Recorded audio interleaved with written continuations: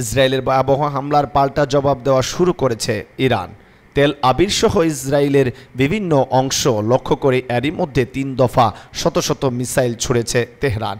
মধ্যরাতে এই হামলার সঙ্গে সঙ্গেই মাটির নিচে বাংকারে গিয়ে আশ্রয় নিয়েছেন ইসরায়েলের প্রধানমন্ত্রী বেনিয়ামিন নেতানিয়াহু।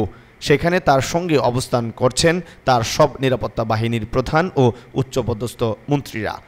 শনিবার মধ্যরাতে এক প্রতিবেদনে এই তথ্য জানিয়েছে ইসরায়েলি সংবাদ মাধ্যম টাইমস অফ ইসরায়েল।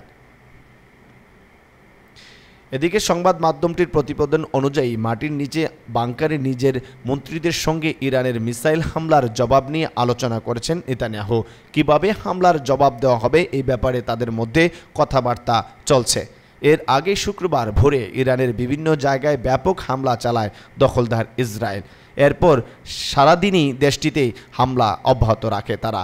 ভয়াবহ এই হামলায় ইরানের সেনাপ্রধান মোহাম্মদ বাগেরি, সামরিক বাহিনীর এলিট শাখা ইসলামিক রেভলিউশনারি গার্ড কর্পসের প্রধান জেনারেল হোসেন সালামি সহ অন্তত ২০ জন জ্যেষ্ঠ কমান্ডারকে হত্যা করেছে ইসরায়েল।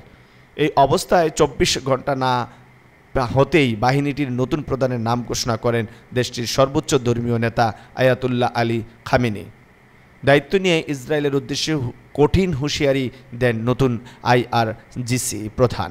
তিনি বলেন, ইসরায়েলি হামলার জবাবে শিশু হত্যাকারী জায়নবাদী শাসকের জন্য শিগগিরই জাহান্নামের দরজা খুলে যাবে।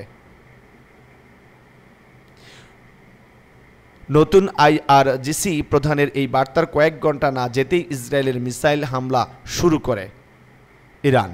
স্বল্প সময়ের মধ্যে ৩ দফায় মিসাইল হামলা করেছে তেহরান। সেখানে প্রথম দফায় ছোড়া হয়েছে শতাধিক মিসাইল। ইরানি কর্মকর্তারা জানিয়েছেন, ইসরায়েলকে লক্ষ্য করে এরই মধ্যে কয়েকশো মিসাইল ছাড়া হয়েছে। অপারেশন ট্রু প্রমিস 3 নামের এই অভিযানে ইসরায়েলের বিভিন্ন সামরিক স্থাপনা ও অবকাঠামো লক্ষ্য করে হামলা চালানো হচ্ছে।